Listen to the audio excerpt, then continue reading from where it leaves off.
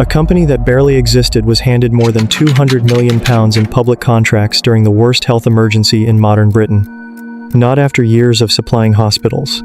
Not after building a long public record. But within weeks, outside, the country was watching a crisis unfold in real time. Hospitals were under pressure. NHS staff needed protection. Government briefings became part of daily life.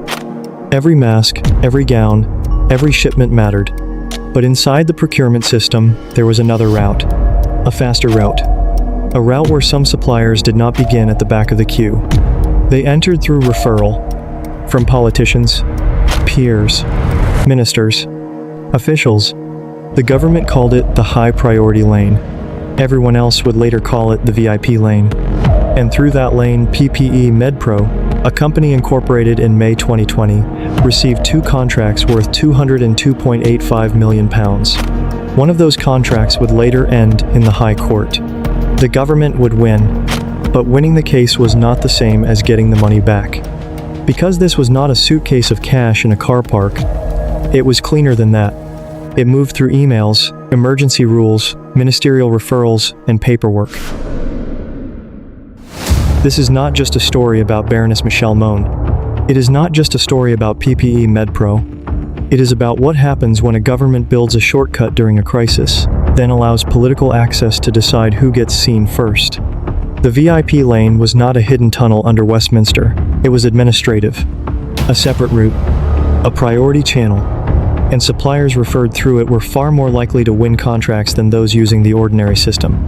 PPE Medpro entered that route after a referral by Baroness Mone. The company received £80.85 million for face masks, then £122 million for sterile surgical gowns. The gowns were later rejected and never used by the NHS. Years later, Mone and her husband Douglas Barrowman admitted involvement after earlier denials. Both deny criminal wrongdoing. The National Crime Agency investigation remains ongoing. But to understand the scandal, you have to understand the lane. Before PPE Medpro, Michelle Mone already understood the value of attention. She built her public life around the story of a self-made businesswoman from Glasgow who left school young, entered sales and promotions, then helped turn the Ultimo bra into a national brand. The media loved the shape of it. Humble beginning, big ambition. A woman forcing her way into a male-dominated business world. Over time, that story became more than business. It became reputation. Television appearances followed. Political connections followed.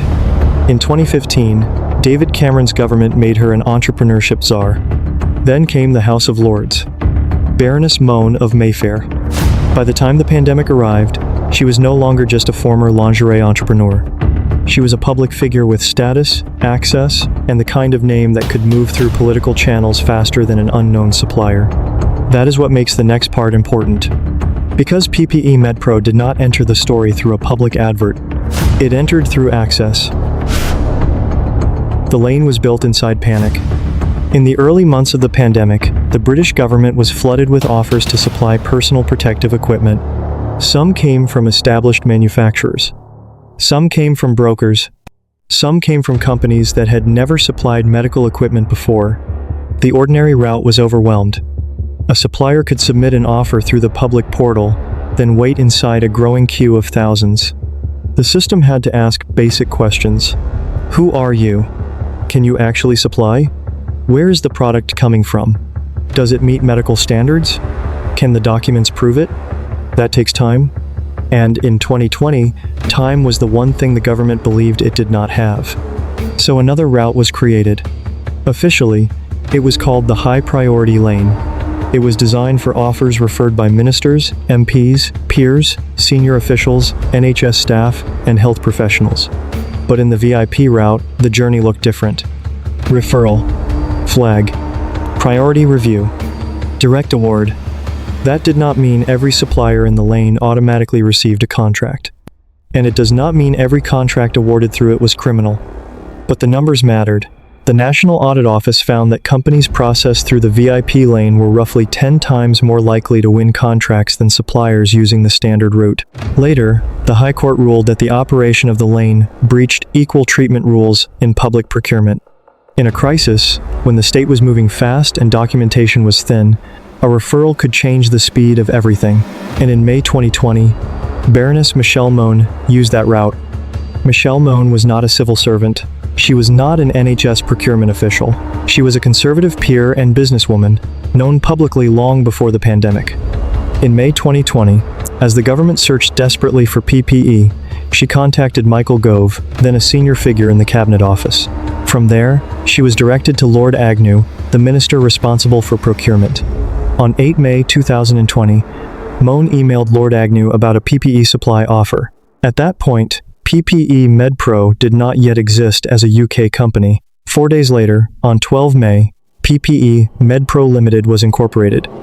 Late that month, the offer connected to PPE Medpro was processed through the government's priority system, not through the ordinary route.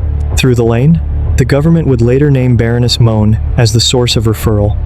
Years later, in the High Court, she would be described as active throughout negotiations and as the company's big gun.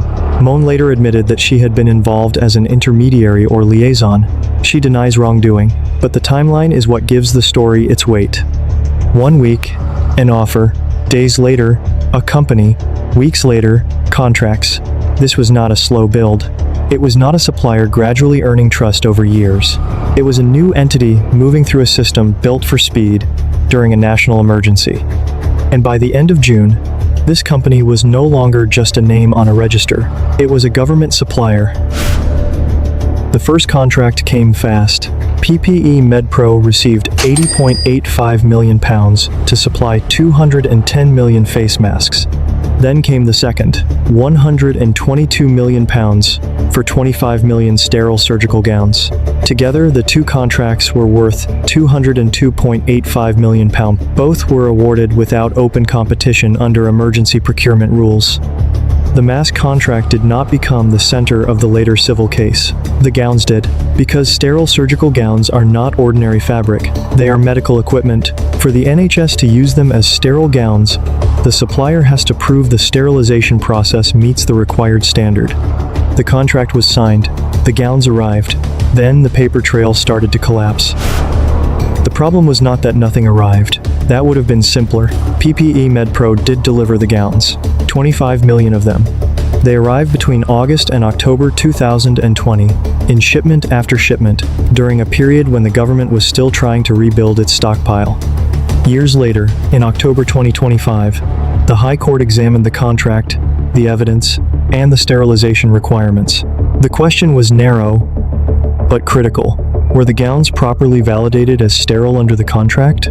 The court's answer was no. The court found the gowns were not, contractually speaking, sterile. That wording matters. This was not a criminal conviction. The court did not find Michelle Mone or Douglas Barrowman guilty of a criminal offense. It was a civil judgment against PPE Medpro. But financially, it was devastating. The company was ordered to repay £121,999,219.20, almost the full value of the gown contract. For the government, that was a legal victory. But it also exposed the deeper problem. The state had paid for gowns it could not use as sterile gowns.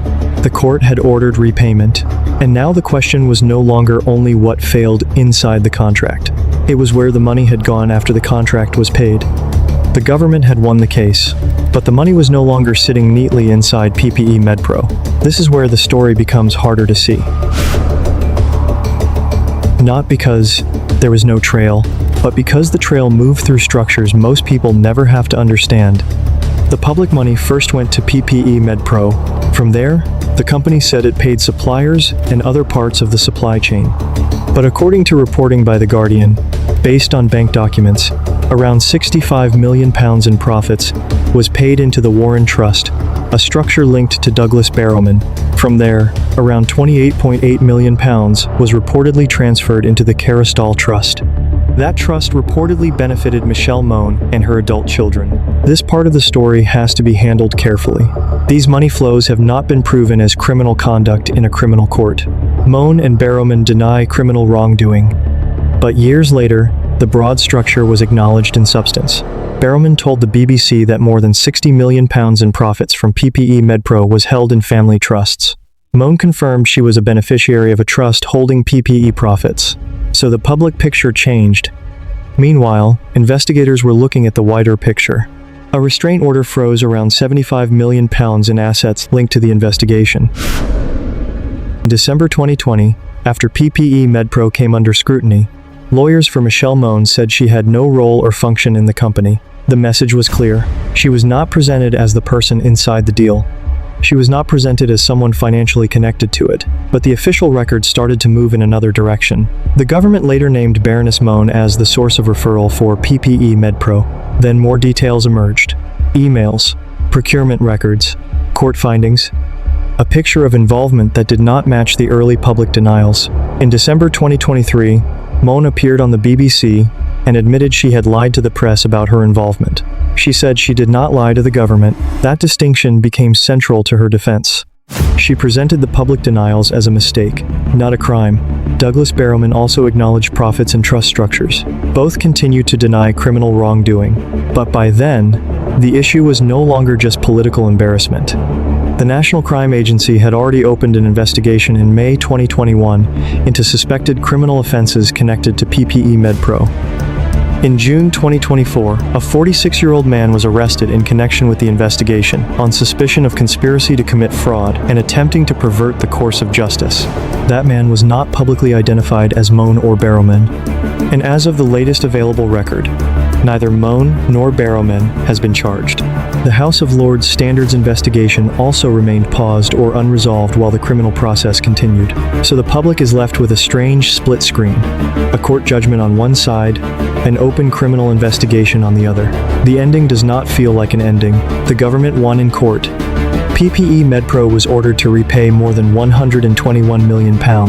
With interest and other claims, the total owed became even larger. But around the time of the judgment, PPE Medpro entered administration. Later, it went into compulsory liquidation. And by then, the company appeared to have only a fraction of what the government was trying to recover. Reports said around £600,000 was available to unsecured creditors, against claims exceeding £188 million. So the legal victory became something stranger. A judgment against a company with little left to give. The state had proved its civil case. But proving a case and recovering public money are not the same thing. The National Crime Agency investigation continues. No criminal charges have been announced against Michelle Mone or Douglas Barrowman. Both deny criminal wrongdoing, and that leaves the deeper question untouched. Because this story does not end with a vault door. It does not end with masked thieves vanishing into the night. It ends with a government system. A shortcut, built for speed, a lane later criticized for unequal treatment, a company that rose quickly, received public money quickly, and collapsed before repayment could be made in full. It ends with taxpayers waiting to see whether a legal victory becomes actual recovery. And it leaves one question behind. When the next crisis comes, will the state build a system that protects the public, or another shortcut for the well-connected? Subscribe to Silent Archive TV so you don't miss the next case we uncover.